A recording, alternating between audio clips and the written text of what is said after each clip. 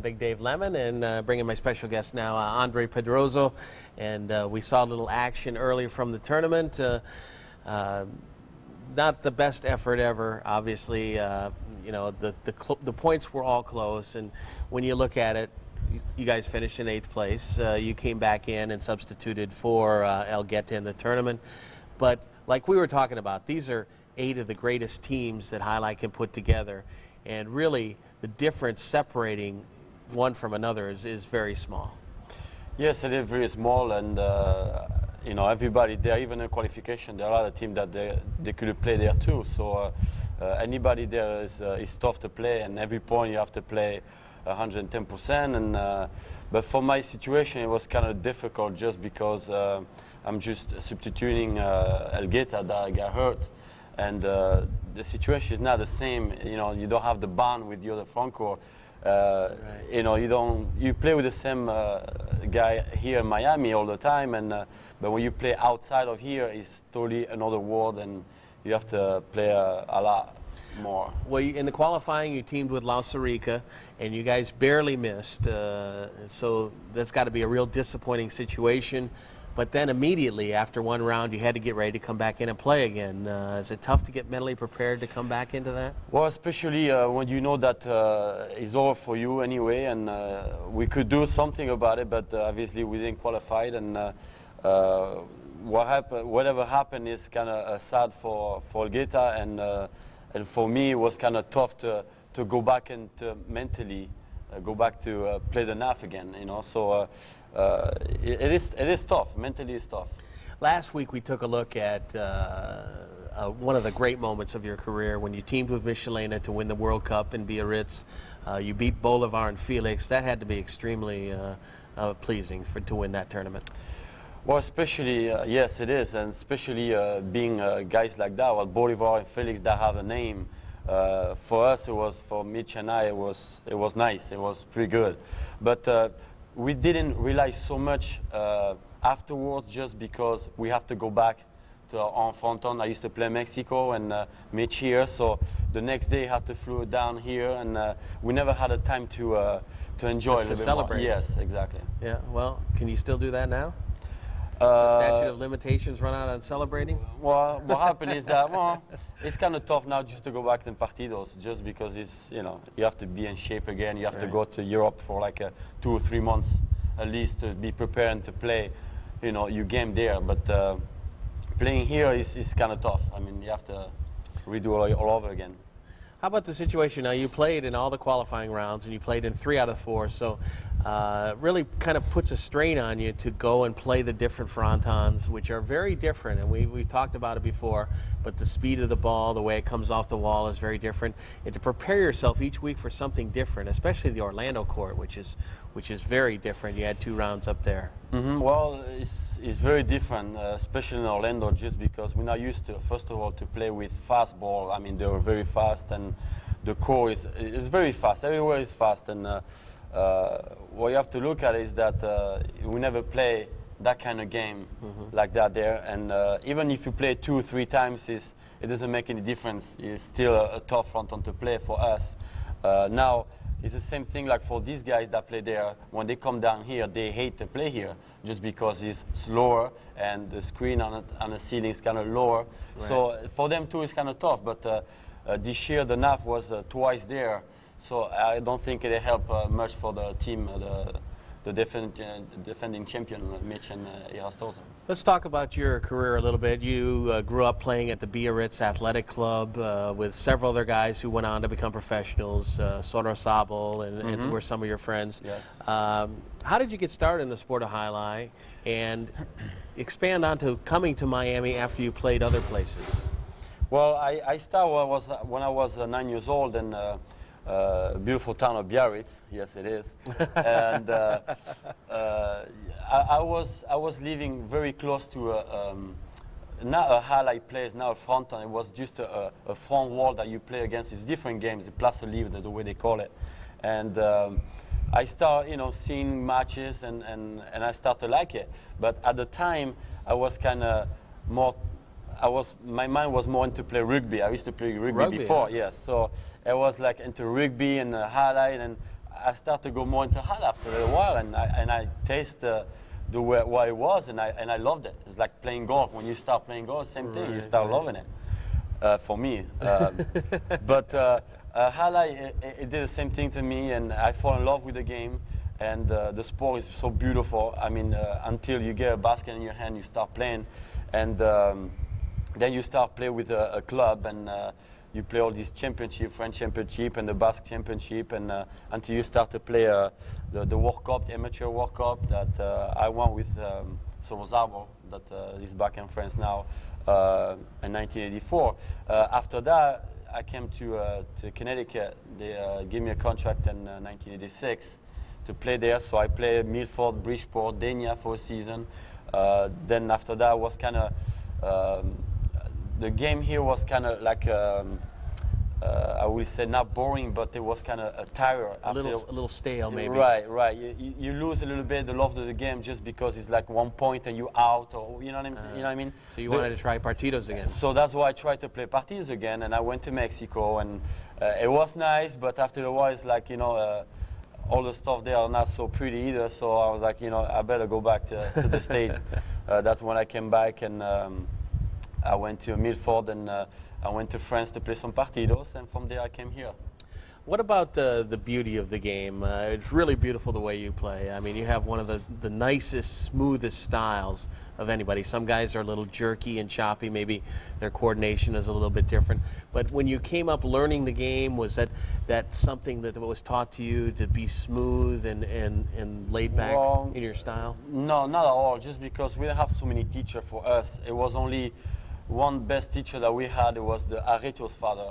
That was to me, it was the best pitch I ever had, teacher. And but besides that, no, it's just you have your own movement style, and you go from that, and you go up after that. Okay, you've been around now for a while here at Miami Halai. 93 seems like a long, long time ago now since you won the World Cup, and so you've been here 6 or 7 years since then. What's your future plans for the sport? I know that Pedrouzo, your good friend, retired, went back to teach, I guess, at the Biarritz Athletic Club. That's right. It's something nice to do if your intention is go back to there. But I'm married to an American woman, and a beautiful woman, and I'm happy here. So from there, I'm gonna start doing some stuff that I like to do here, meaning maybe go back to school and get some degrees on some stuff. Okay, let's see. We got a phone call here. We'll take a phone call here on Miami Highlights. How you doing? You're on the air. Yeah, how you doing? Good. I want to ask you a question for Miami Highlight. Why did Ara ever quit? He retired. Ara had a lot of knee problems throughout his career, and he had a very serious one early in his career, back when the NHF first started back in '82. Came back, became the top of the game again, and then really had a lot of problems. As far as you know, is that pretty much sum it up? Yeah, I think so. I think that Ara was an excellent player, and that's too bad that his knee, he had a lot of problem with his knee, and basically it was like you want to quit, basically you want to retire, or you're going to not even walk. So that's basically that. I think, well, that's what it is. He chose walking over continuing to play. Pedrouzo, can I ask you a question as a highlight player you should know? Who is the best front man that you ever played with? The best front man? I will say for me, it would be definitely Bolivar with Mitch and Joey too. I will be the top three, will be right there. Top three? Yes. All right. All right, thanks a lot. Thanks a lot. Thank you very much. A lot of people didn't get to see Bolivar play. They came to the game late. But he always amazed me because he was a pretty small guy, really didn't excel at any one part of the game, but just did everything so well. Yes, it is. It's amazing to see a guy like that. I mean, he's not even built or anything. He's like so small, but he did stuff that nobody did on a court. Meaning a tough ball, recuperate the ball and threw it back to the back wall like nothing, like it's nothing. And for us to do that is this kind of the motion that he used to do is unbelievable, and that's why it makes him feel, the great players ever. Yeah. How many years do you think you got left to play? We played golf before. I know you'd like to spend some time playing some golf, and you have a good game there. Maybe play on a senior tour down the road somewhere. Oh, that'd be nice, but I don't look. No, golf for me is just to enjoy. It's is a game that make me forget a little bit about alai, and you feel again when you come back to play alai, you feel fresh. It's like a wash your mind a little bit. So that's why I'm playing golf. I mean, I love the game. I love to watch, and yes, it'd be nice if I go to a senior, but I don't think I have to play more often to be that good. Probably so. Certainly, I want to congratulate you. I mean, 8th place is still a very solid standing in the world of alai, and you're only 1 point out of moving up a couple of spots there. Unfortunately, you weren't able to pick up the extra cash for that, but you still got to be pretty proud of the way you played, because everybody put on a great show from start to finish. Well, I'm proud of helping if I could, but I think that I could have played a little bit better than what I did, in my opinion. For me, playing the way I was, but I guess from the audience, you guys can see it differently. But I wish definitely I'd be playing a little bit better than that. Okay, let's take one more call before you go. You're on the air, Miami Highlights. How you doing? Hi, how you doing? Good. I want to ask you something, how long highlights been going on? Well, it's been here at this spot in Miami since 1926, so you're talking almost 75 years. Wow, and that's the fastest game there? Yeah, it is. Oh, yes, it is. Ball travels up over 150 miles an hour, so it's moving. It looks slower sometimes because you're sitting so far away, plus you're watching the ball come at a sideways angle. But I tell you what, when you step out on the court is massively huge, and the ball is traveling awful fast. And then, did anybody get hit or something like that? Mm-hmm. What's the worst injury you ever suffered? Well, it's basically when somebody threw a cortada, like a very low shot, and maybe your front was going for it, and in the last minute he thinks that you have the ball, and you're right there, boom, you have no time to move whatsoever. So there are shots like that, and in the back wall too, when the ball comes too high, and with the back wall, you let it go, and then boom, it hits your head. And so, I mean, it's not often that it happens, just because we know kind of what we're doing, basically. I mean, something you live with happens. every day. Right. So for us, it's not so big deal, but for the audience, they might say that it's kind of fast game. It is a fast game, and how we don't kill each other. You know, that's the. All right, one more question. Your name is Pedrouzo? Right. Yes. All right. Like, let's say when you're playing a singles game, let's say if one of the audience screams, does that affect you by losing a point? They scream? I realize that people bet money, so obviously they're gonna scream. But one thing is to scream, and the other one is to basically say bad words, you know. And yes, it affects us because that's not right. I mean, we're human, and I think that I'm trying to do the best I can for you to win, and somebody else close to you don't want me to win. So that's the same. It's a tough situation, but for us, it's tough when somebody screams a lot. Yes. Wow. Okay. Thanks a lot for calling. Thank you. Okay. Does it bother you at all to hear people yell during a point? I mean, do you ever hear that? It's basically no. It's like. It's after blocked the point. out Right, pretty much, right? Right. After the point, that's when it's, And most of the time, you made a mistake anyway, so right. know. I mean, nobody's perfect, and you can have a point. It's amazing because there's some games that they call, you're the best, and the next point, you are, you know what. So it's like, you can be, perfect for these people. So the only thing I can tell them is like, just watch, enjoy, and obviously if you're mad at it, you can be mad, but don't go overboard. Just remember when I don't come to your job, when you make a mistake doing whatever you do, right? Okay. Certainly people can yell and voice their opinion, but let's not talk about our ancestry or our family.